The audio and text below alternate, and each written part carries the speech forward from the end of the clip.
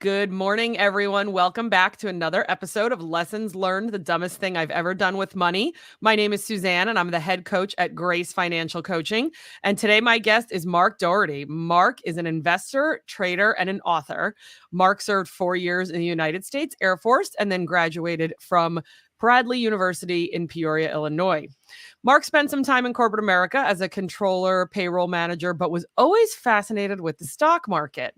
In 2020, Mark learned about LEAPS options and transformed his IRA from $550K to $1.7 million by the end of the year.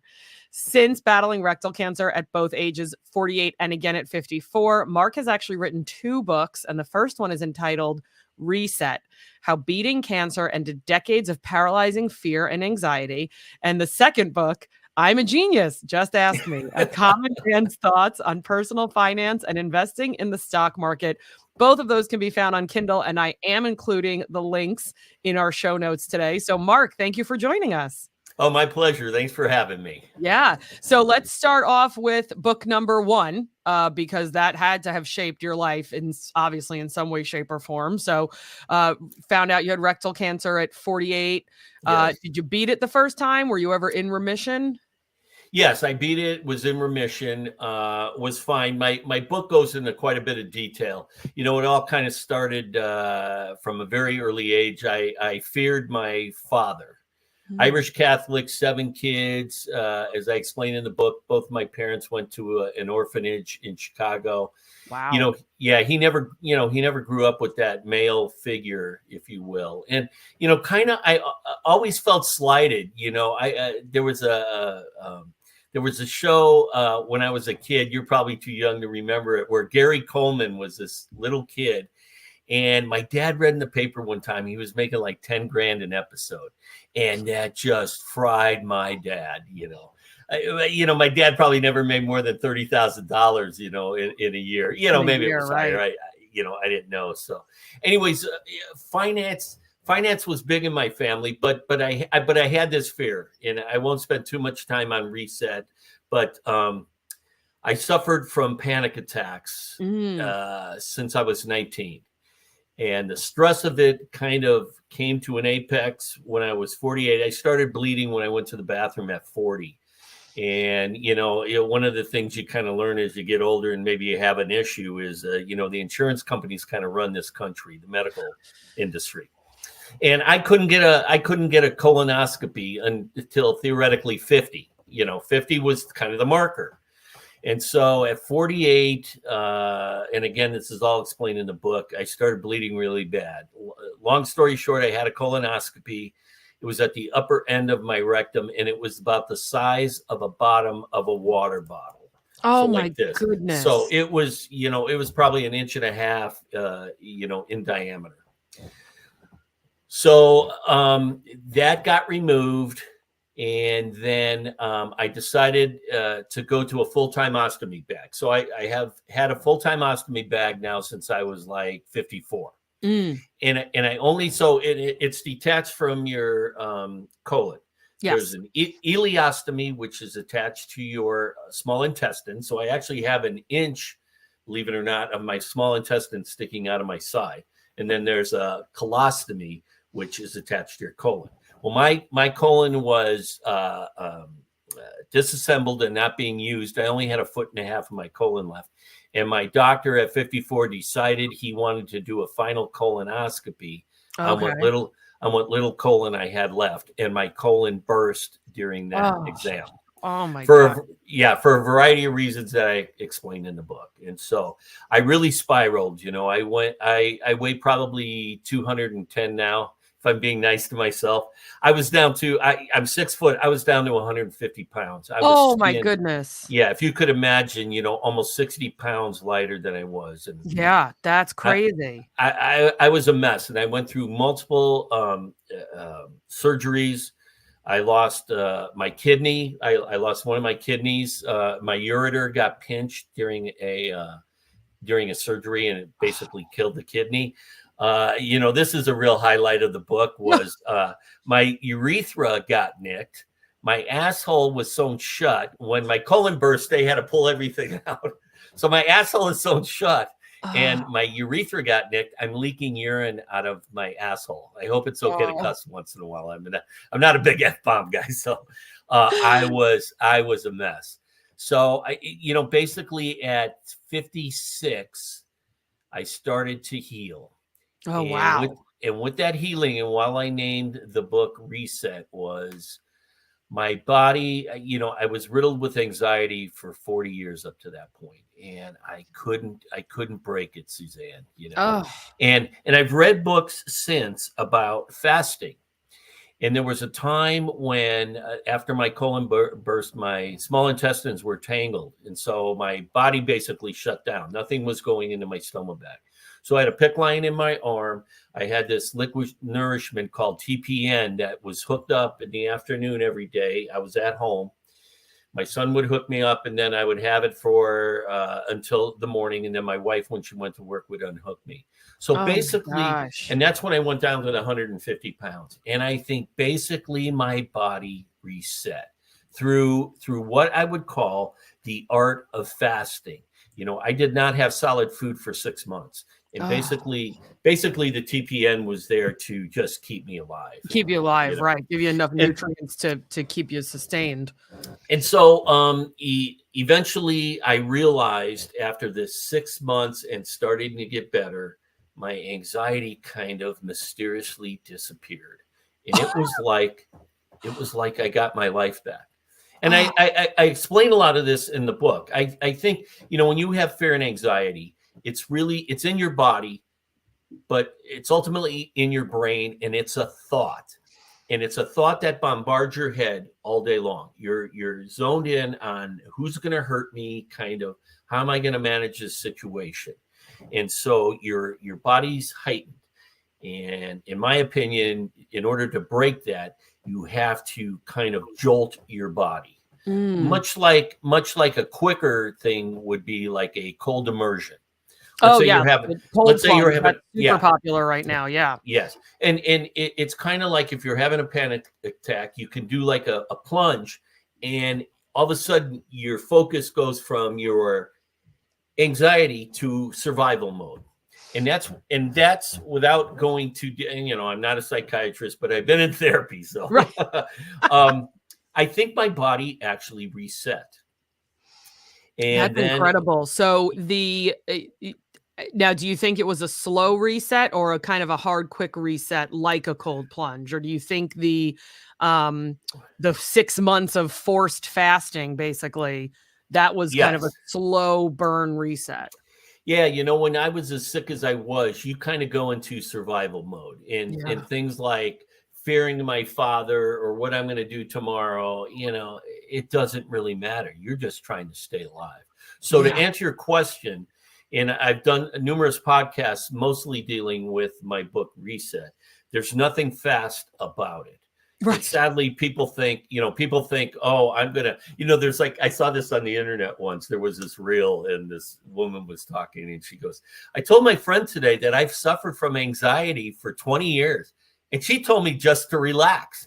She goes, why didn't I think of that? And it cracked me up. It's like, I went and saw my family doctor when I was 19. I was home on leave when I had my first panic attack. And, again, he told me, like, man, you just need to relax. And it's like, no shit, doc, Yeah. it's Right. easier said than done. Oh, totally. And I think it definitely plays into the theme of this podcast, which is mostly financial. Yes. But a lot of the reason I started this is so that people could hear others' stories and realize, Yes. you sometimes you do have these moments with money where you panic, but there is usually another side of the coin that's going Right. to turn over at some point. Right. So you have a second book. I love Yes. this title. I'm a Genius, Just Ask Me. Oh my gosh, that's phenomenal. Where did you get the title of that book from? Because this is the one that focuses more on money. I would say I have a pretty good sense of humor, and I talk about it, mainly in Reset. I can be a pretty demanding guy, but I can also be pretty self-effacing. And I did really well in the market. I've had plenty of screw ups in my life that I'll be happy to talk about. But I'm retired now. I'll be 68 in September. I retired when I was 61 and a half. And anyways, I'm sorry, I'm straying here. So I kind of thought, when I look for books, I'm a nonfiction reader. I hated reading when I was a kid. And so once I became an adult, especially as I entered retirement, it's like, I want to read, but I want to read nonfiction. I want to learn something. And so one of the things I learned when I wrote my first book is you got to have a good cover, and you got to have a great title. Because when you're on Kindle, like my books are ebooks on Kindle, you're just scrolling and you're searching, and it's like you're looking for keywords. For me, it's like investing. I'm an options guy. I look for options, strategies, those kind of things. And so I thought, okay, I really don't know how I came up with the thing other than, people would say like, wow, Mark, you're smart. And I go, oh yeah, I'm a genius. Just ask me, And I've gotten a number of compliments on the title of the book. But I just thought it was kind of cute and an eye grabber. That's really how I came up with the name. Right. And the subtitle being A Common Man's Thoughts on Personal Finance and Investing in the Stock Market. So like we mentioned earlier, you read a book yourself Right. during COVID about Leaps options. Yes. And the title for the book was, I read a ton of investing books, and when you read most investing books, their book is the only book you ever have to read again, because they're going to tell you the strategy to win, and then you try their thing and you can't make anything happen. Oh my gosh. And there's a lot of, I did so well in the market in 2020, and I know we'll get to it, but I look for people like myself. I don't want to read about Mark Cuban. He's an anomaly. He's awesome. He made a shitload of money. Good for Mark. Mark's not going to change my life. Probably not. But maybe you've written a book on, I'm Suzanne, and I did pretty well in the market, and these are the kind of my things that I do. Those are the kind of books I want to read. I want to read about the common person and how they go about managing their financial lives. And one of the beauties of being retired is you have nothing but time on your hands. And so you got to figure out, what am I going to do to fill that time? And I had I think a great story with my reset. There's a lot of people with fear and anxiety and cancer. So that was like a no-brainer. But I thought, I did so well. It was really an anomaly. Why don't I share that with people? And so that was the reason I wrote the book. Yeah. Can you explain to our listeners what a Leaps option is in Yes. that specific instance? Yeah. So anyways, I started after I retired. I was in this stock, and we can talk about it later, but I was getting crushed. And it came back enough that I basically got my loss back. Okay. So awesome. we're basically at even at this point. Yeah. I was down like 200. I was trading out of my 401k, and I had lost 250,000. And this was in 2020 or prior to 2020? No, this was prior. Prior. I was trading. Yeah. And so in 2017, the stock came back. I sold it at break even. My account went back up to basically, it was like from 250, it went back up to 550. Okay. Or it was at 300, went up to 550. So I basically got my money back. I sold it. And then when I retired, I moved my money to a financial advisor. I thought, I learned my lesson, thank God I got it back, the money back. Let's let the experts do it, right? Yeah. That kind of thing. Yeah. And that's actually a great lead into why I decided to do my own trading was who I thought were experts were not necessarily what I considered experts. And I moved my money to this gal, and she wasn't a mean person. There was no trickery. She didn't steal from me or anything like that. But I remember the first year we were with her, and we did a few of these Monte Carlo things. And, when was I going to run out of money? And so that year we wound up spending with her $10,000 and didn't even beat the S&P. And I'm like, yeah, well, they don't, you get into most financial people, it's a buy and hold. You sit down, you kind of talk of your philosophy. They recommend what they want to put you in, and then you say, okay, let's go. And so in the market, this was maybe in 18, 19, market wasn't doing great, or at least at the time I moved it. So anyways, I had a good buddy that I communicated with back and forth over the years about stocks. And he kind of convinced me, he says, Mark, you're smart enough to do your own trading. And I go, yeah, you're probably right. So I read a couple books. So now I was not going to get into anything super volatile. At least This was my feeling at the time.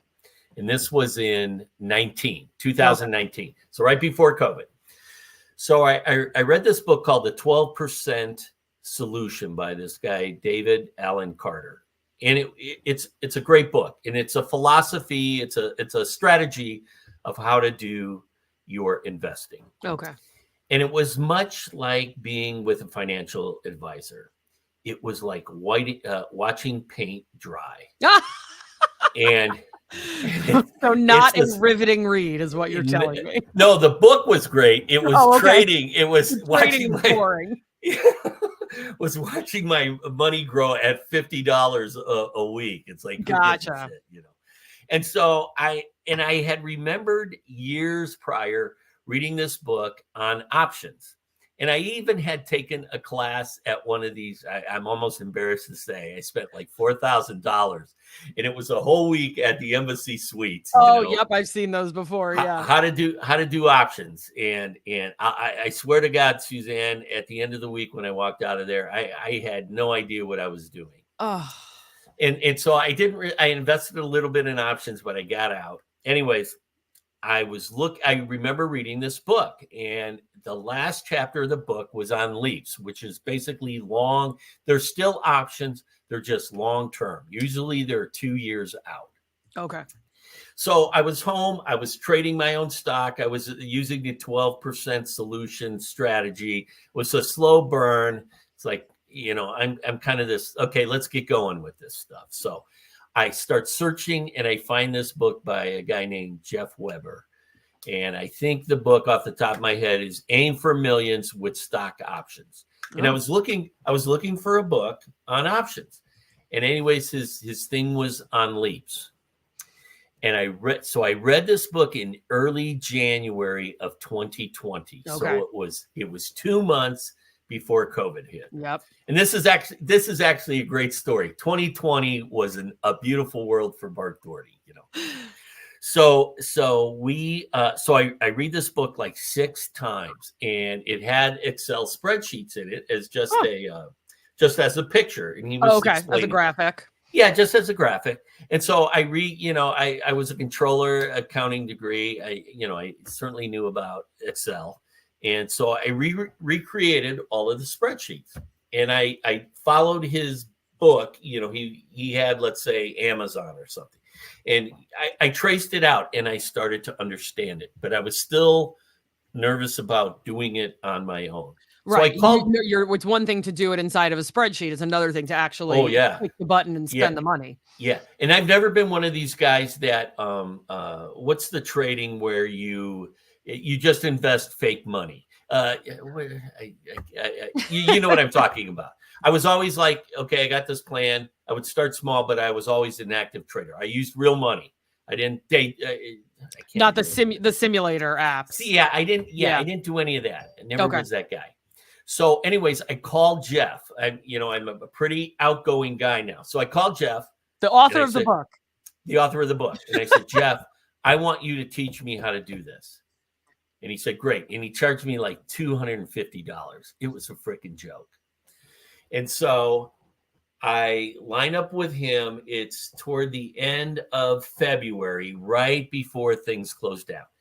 And in my book, I explain it, right? You can see in the background, I own a cabin. My wife and I own a cabin in Oregon. That's where I'm at now.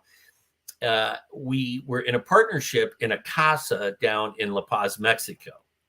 And so our month that year, 2020, our first month was March. Oh. So we fly down to Mexico, And I'm retired, so we had a whole month. It wasn't like I got down there and I had to fly back in 7 days. So we fly down and the country shuts down. Right. And it was the first week I started trading leaps. Okay. So I had 550,000 in my account. It was now an IRA, went from a 401k, I moved it to an IRA. And the market dumps, as you may remember. So my account went from 550 to 425 in a matter of 2 weeks. I was going to say, in a matter of minutes, it probably Yeah, felt probably, yeah. Exactly. And I put in the book, if there were 10 people who invested on the same day that I did, 8 people would have gotten out of the leaps trading strategy, said this thing sucked, yeah, and would have whined about it. Right. One guy would have considered getting out, and one guy would have stayed. And I was the guy who stayed. Yeah, I'd agree with those odds. I've had conversations before with people who tell me, yes, oh yeah, this lost money, so I got out of it. And they're in their 30s, and I'm just looking at them like they grew another head. Like, what are you doing?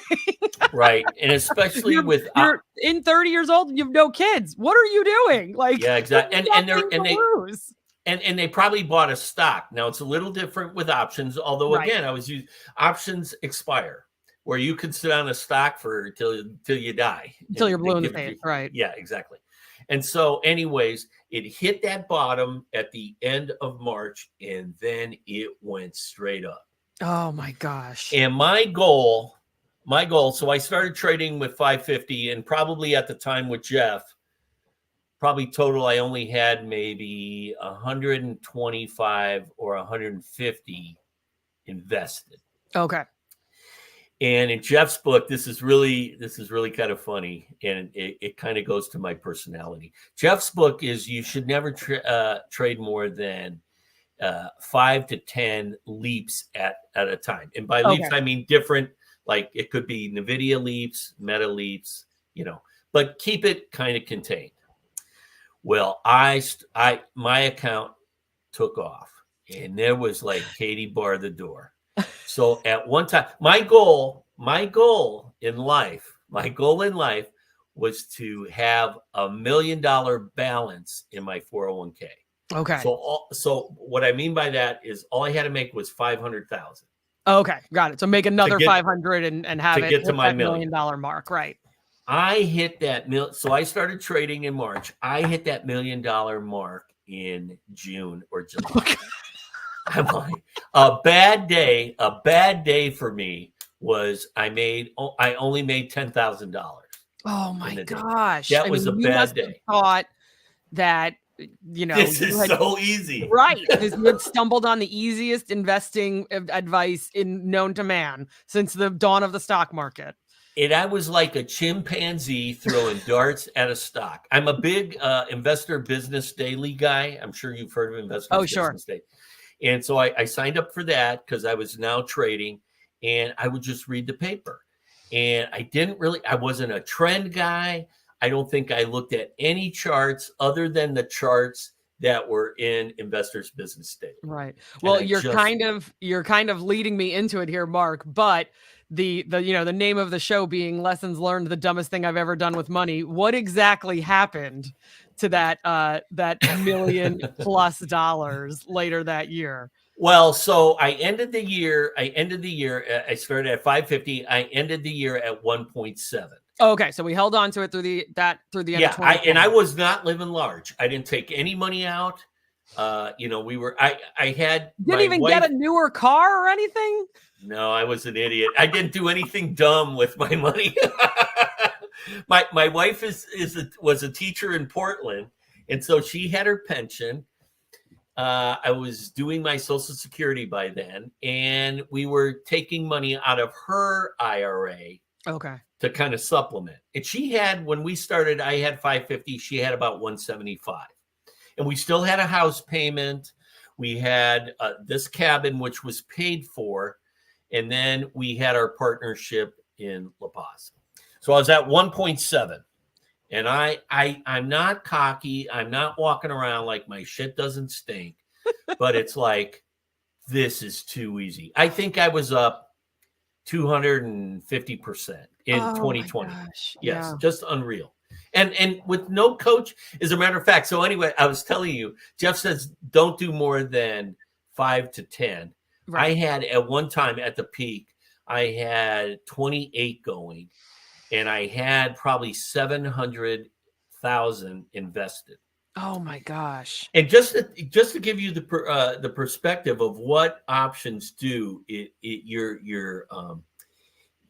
I never bought any of the stocks. I just traded the accounts. If I would have bought the number of stocks at the current value versus my 700,000, I would have had to have $6.5 million. Holy smokes. Because I owned Microsoft. I had 5,000 shares of Microsoft as options. Boom, boom, boom. I had all this. It's incredible, and that was the beauty of options, was that it's leverage. Yeah. And we'll get about what we'll get shortly to what is not the beauty with options, and Yeah. they can go down really fast. Yeah. So which I learned.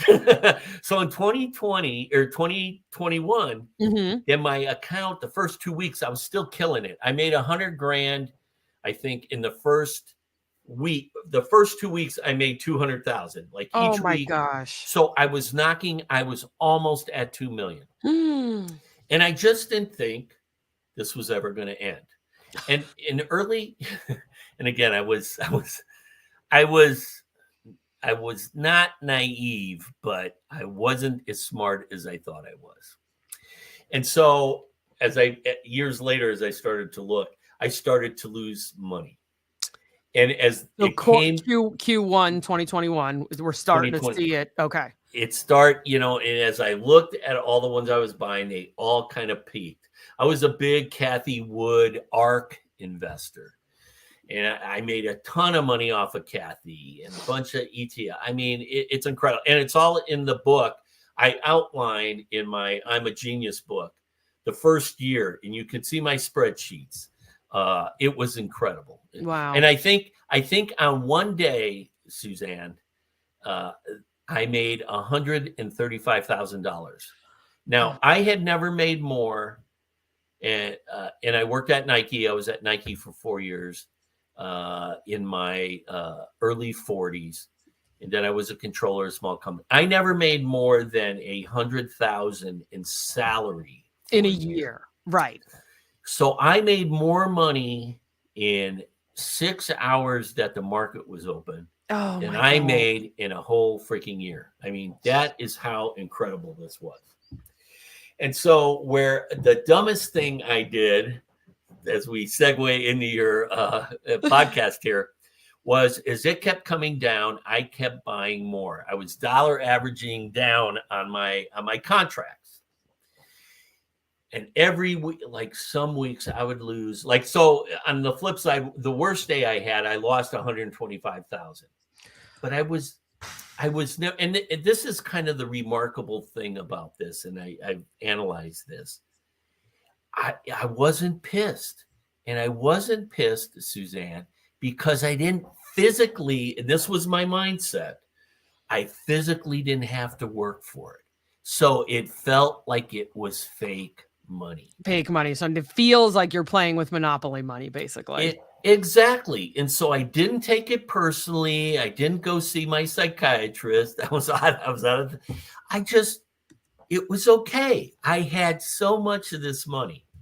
So within a 2-year time period, I lost between 600 and 650,000. Oh man.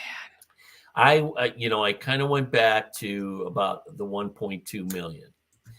And then the other things I did with the money, and I think this is important, and it wasn't dumb things, but the two things we did, excuse me, we got out of the partnership in La Paz, and we bought our own casa. Oh, okay. And so in the same complex. And so I had enough money, I could write the check. Ah, gotcha. And that's what I did. I didn't. Now, the downside to that was I had to pay tax on all that. Right. But again, Suzanne, the way I looked at it, and probably people are, if anybody watches this podcast and they comment, they're going to go, "This guy was an idiot." But it was free money. So I spent about $300,000 buying the new Casa, getting it up to snuff and all that. Yeah. And then and there is something to be said about not having a payment. You've had a mortgage in Oregon for 30 years and there is something to be said about it, even the psychology of not having that monthly mortgage and all that kind of stuff, especially if it was a place that needed a little work or something to that effect. Yeah. And that's the kind of the point of the second book was in the second half of the book, I talk about all this kind of stuff. So we bought the Casa. And then the other thing we did was we remodeled this cabin. And it went from what I called a wooden tent to something that you could put on HGTV. Nice. And kind of as a joke, I told my wife, because I love Mexico, I said, honey, if we get divorced, I said, I'm keeping La Paz. So you turn that cabin into exactly what you want. And that's exactly what she did. Because that's the one you're taking one day, potentially.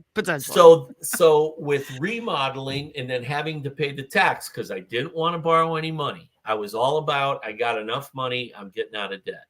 So that cost me about $225,000 to $230,000 with the remodel and then the taxes. Yep. Which puts me, and I'm not embarrassed to say, so right now I'm a little over 300,000. I'm trading 10. I'm at 310 or 312, something like that. I have my trading account, which is only $10,000 now. And I may be dumb, but I'm not stupid. So I told myself, because I love to trade, and I still trade today, but at obviously a much smaller level. But I told myself I wasn't going to put my family in financial harm. Right. Because if we looked at the height of your account, we were at about a little over 2 million.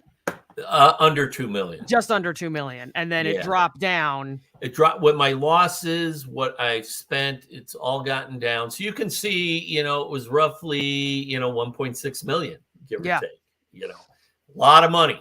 Yeah. A lot of money. But, so here's the good news. So Sally and I are out of debt. Yeah. She has a monthly pension that she gets from the state, as a PERS. She worked for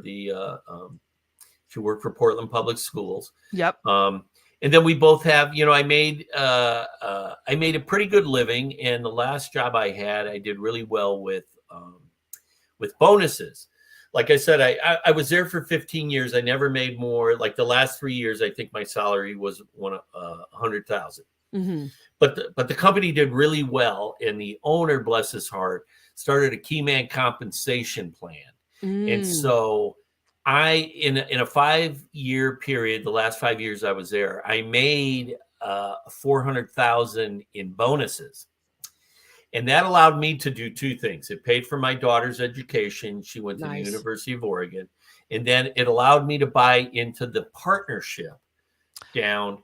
And then the rest of the money went to taxes. Right. Paid, you got to pay. Yeah. So the good news is gross, and I'm an open book, probably far more than my wife would even like me to. And one of the things I learned too, Suzanne, when you write a book, you got to put it out there. Yeah. If people aren't going to believe what you're telling them, why should they read it? Yeah. And it's something I repeat on this show at least once a month, but we talk about sex, politics, and religion in this country more than we talk about money. For some reason, we still have this stigma around money and we don't want to talk about it. And that's really one of the main reasons I started this, is to have, these are vulnerable conversations for some people. I remember one interview I did, a gentleman said to me, he goes, my wife has been begging me to not do this podcast because sometimes it's really embarrassing to some people, but it opens up a level of conversation and a level of discussion around money that for some reason we don't have in this country. We've you were never allowed to ask my father what he made. Like that, it was not a Oh, discussion we had. yeah. That was, that's exactly how you get in trouble and get sent to your room, is asking questions like that. So no, now you can't even ask your spouse how much she made. right. Oh my gosh, no. You don't know what Let's do another 35 minutes on the clients I have who have no idea how much their spouse makes. Don't even get me started. Yeah. Unbelievable. Well, Mark, I really appreciate your specific honesty. As I mentioned in the show notes for everybody, the links to both books are going to be in there. And Mark has generously offered up his email addresses. So if anybody has any questions for him, reach out and he will get back to you there. And any questions on cancer are welcome as well, too. Right, Mark? Sure. Yep. Yeah. Absolutely. Awesome. Thank you so much for joining me today, Mark. This has been a great story. I absolutely love it. We really appreciate you sharing your financial blunders, and I hope everyone will join me next week for another episode of Lessons Learned, the dumbest thing I've ever done with money. Thanks, Mark.